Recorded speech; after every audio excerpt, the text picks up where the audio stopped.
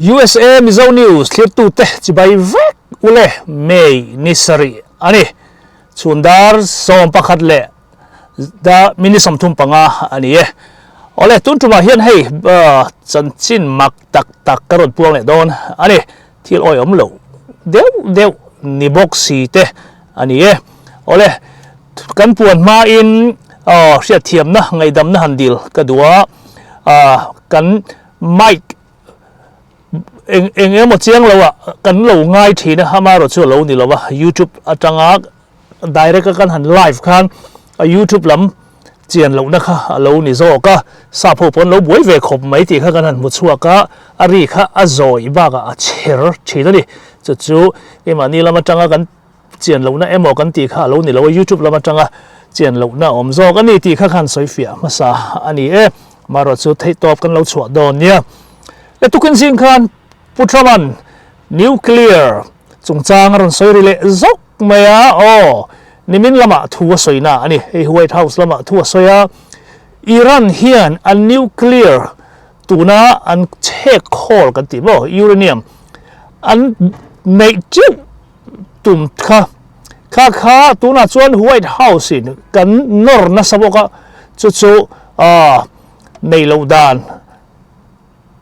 rem minti puito ani aron tiere omzia chu Iran hian nuclear an nei tur ani lo hetianga an khol khom to uranium zong te po hi anin surrender tur ani ti kha ania USA hian pressure pengat ngata chu ni min lama President Trump reporter te ma asoina chuan tuna hian Iran po in an lo rem ti ve ta ni in asoya thulom om tak ani le uranium hi an langa view mai ni an soya Iran hian pound zakua borvel hi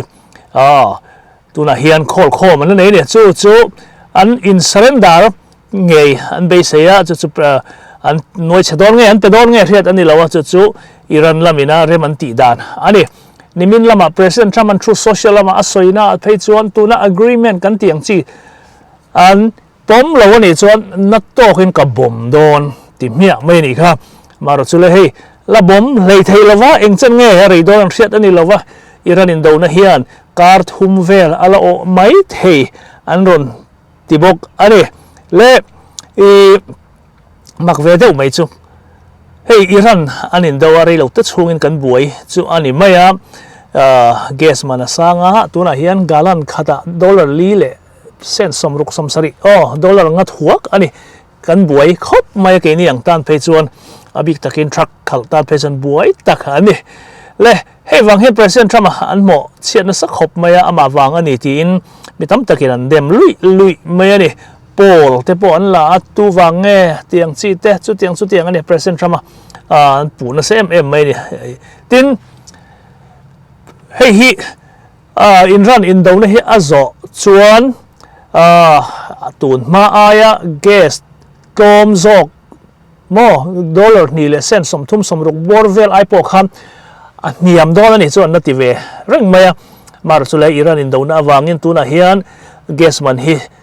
tuna kan thriat ang hian asang ani ti kha sarkar hroi tu te lam chuan anon soidan ani eng policy le karthum nu lama chuan in do na atop tura han ngai ra anin chautua deuh reng mai amaro chu a phena hen China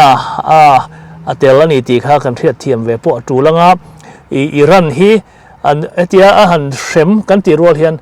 China po hi atel ani an ti ani mi thiam te chuan China khrek na mangbuk ani ti kha mi thiam te soidan ani le President Trump anaron posa Iran hi ain do rei to mai min ti sia heng te hi lo hrever warun ti du na ni berin ka hria ti hian ron posa ni le Afghanistan war kha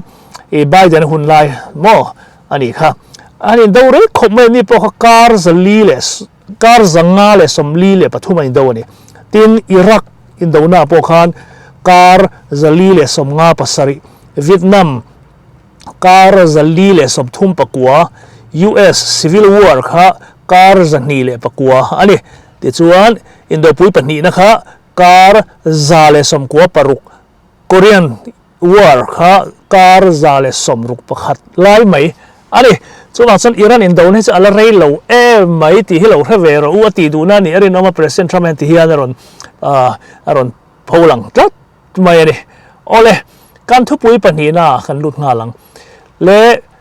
USA hian Medicaid le Foodstamp hi income claim te don thian ania an dong thiang ani amaro chule income tam tan chuan qualify lo ani mai themar sa dang oma income tam tho si la dong ang te po khom ve the thil lak lo om chuan nge hei office ate kan ve interview man lo enga mo te an lo la ti fel lo ani chuan sum le pai po kha dong thaveu mai la don thei dan kha lo om ve tlatan mani la mala process lo chuan tun nai khan hei president Trump how tu thatak tak mai a thang chhuaka tuna fraud kan ti sarkar poisa ti chingpen in boom na kan ti don ami tam tak kha zong chhuak turin adua chu huai tu kha thang chhuak ta tuna kan vice president ni mek JD Vance hi hemi fraud lam attack force a hian how tu adani chuan ma a han la tak mai chu rap thak lu tu hian a bom hian ani top mai mi pui le sarkar ti mai teng tang hoina sarkar poisa an lo ti chingpen an lo enge corrupt ti mai teng han tiang zong kha an han hai chuaka a claim lo ani ti chuan tun nai khan Foodstamp hi bei puan thak ta Foodstamp bei puan thak na a Foodstamp dong mi nuai thum le singa chuang kha an han endi ka ni chu ta chuan nuai thum le singa sanga an endi zinga khan mithi to in Foodstamp kha an lo la char mai ti khan mu chuak ka ni mi nuai khan le sing real le sang ruk dead people ti top mai ni mithi to te dam angin an lo in la register ning chu nuai khan le singre le sang ruk thito mo chung ho chuan sarkar sum le pai snap kan ti mai lam toin Foodstamp te po kan tiang chu in leina hanita chu an lo la dong char mai ti kha an han mu chuak ta vrap thak ve ole Foodstamp ti khan kan tha thiam mai the amaro so alam toy snap an ti boka ramdanga tanga mi lo clear to time she thiam thainan alam sai ala apum full name chuan supplemental nutrition assistant program tina ani SNAP snap anti mai kha Foodstamp ti pon kan ti mai chu in lo she thiam thainan chu tuna hian man chuak treu maya chu aya lamak le jok chu ati JD Vance Foodstamp azing a chuan tuna khovel car changkang lutuk Lamborghini kan ti mo Italy car changkang lutuk khovela kan ngai san niang chu ta chu Foodstamp dong hoin an lo an nei ni chu income claim lutuk awanga Foodstamp hin don tur ani lain house fe Lamborghini car nei theide po kha an lo om chu an hai chuak ta vek mai ni le he car hi amana claim lo nia nuai ni chuang deuh vek ani aman tlom pol po hi the chu nuai som te nuai kwa te ni atru la tu hetiang kar nga phe chu mo chu wang chuan sarkar an han buma amar son man chuak le vek sia an nui kha za ve ni chu aron soi chuaka JD Vance te pon za a som kwa panga USA mi le sa te hian Lamborghini nei tur khopa hausa chuan Foodstamp hi nei thei lo tur khopin mo a om ang ti kha kan pomangai ni tiani chuwang chuan chutiang kawa hausa ina Foodstamp an le kha ani lo khop mai ti na ani chuwang chuan an nui kha jang renga ta hian tu hen hai chuak mia to thei top an chwa dol ani le tun mai hian kan hrianga state dang ate entianan Foodstamp dong reng si an ron ti thi sak vekari an ti thi mia ron reapply thale ru an ron ti ta ni khata chia khan mi thi to le la thilo khan fin fia thei to don ani chuwang chuan tuna hen ram pumpui chunga bei puan thak dona chuan Medicaid po ni vek tho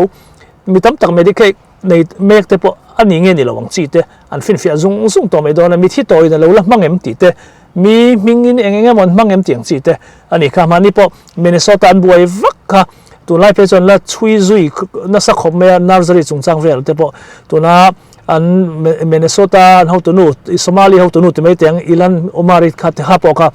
tu na hian no chua dan reng tan ngai tua to a poisa nei dan ang chi te po khan ring hlela an to ne an zim to tu na hian chan cho poisa kha anei tam rang lutu kha a million som thum khain tinge kum ni khan le ka nei thei ti kha ani ti chuan sarkar zem lo zan ven yang chu nursery yang chi te po kha school ang khan lo din ama se students omlem chuang lo khan sarkar tangin funding khan lo dong char ti tan mu chuak ta chuang chi tu na hian bei puan thak don ani an bei puan thak me ka tin Medicaid dong me kanom chawang USA hian ka kha an ron ti thut mai thei ron apply ron tianga ron chumi ron document chumi kan mo ti kha aron soyang tuna hen kan mel riat ta jing apo state dang om Foodstamp an don lai rang han ti thi saka ti khan ti de ro han ti ta le han apply le nga ti khan chiang fek fok chu alang mai don ani ti kha an ron puang ani ole tuna hian hei gas man sang USA hian jet fuel mo tuna thona lama an tui ti mai te thona tui amanas athan lu tu ka wangin an sum le pai sen he turu mai ni February thachung vela March thachung mo hemi thani chunga bor vela an poisa sen hi arab thak lu tukti ni tom mai ni March tha khan thadanga an sen ai 1.8 billion bor vel hi tuna major US passenger airline te hian an mangan tiani chuwang chuan an sum le pai sen hi 56% bor vel in asang an tiani chuwang chuan thil he to mai thil eng kim mai hi USA tun lai thil eng kim mai hi thang ani thang ani an ti chun ani mo ti mai kha a fin thak zok mai the ni kan riat angin gas mana san to chun thil dang kha sang lo thei lo kha ne kha kan buai da berte po ani in ka ria eng po ni se in do na are chuan ziam tu rai han ngai ila ole tu nai khan President Trump administration chuan bei puan thak le don enge len thak le tur hi pui le don khop mai kum danga an lo ti ngai lo an ti hial ani tu na transgender ideology kan tiang chi mo enge tian soi fia teng Huay tu te engamo celebrity eng chi te thil ti thei takina kan chhuak an suk ti mai tengo mi pa inia mai chia ni pona poi hlei ne mo a poi reng lo mi pon ni vek atun lai lom khan tiang chi kha khan tiang kan chhuak kha an su ni be mai khan tiang chi man ruwa kha an mang na salut tu ka chu mai ba ka tu na drug rab dang tanga an ron tol lu hum khan tiang bei pui thang nang chi te tin ISIS te po ni vekang terrorism lam tiang zong hi President Trump administration thar chuan tuna hian bei pui thak to dona an zong chhuak rup do ni tin ni chena ka soyang chi gay ang chi te khan tiang zong gay ni po za thak le ne em mi pa po i ser thak ro thleng ro tiang chi te khan tiang zong min tu te mo fing thiam ta ka min tu te ang zong te kha ti chet ve khan tum do ni chu tiang chuan President Trump ma ala don ti ni tuna hian administration hian tuna hin counter terror an ti me chung tiang chu an din thara bei puan thak don ani nasa takin an la don hen top me tuna hian an ti dan tura phei chuan an ron soidan pakhata phei chuan mania Charlie an ka hlum chungchang te po kha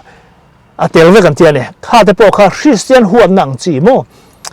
khan tiang zong kha an man ruwa ania hen tiang man ro nei tu te ti chet an tung ve thung do me pu Trump administration chuan tuna hian bei puan thak tan do na anga le omang reng khop mai ani min piala ma kan soi tong kham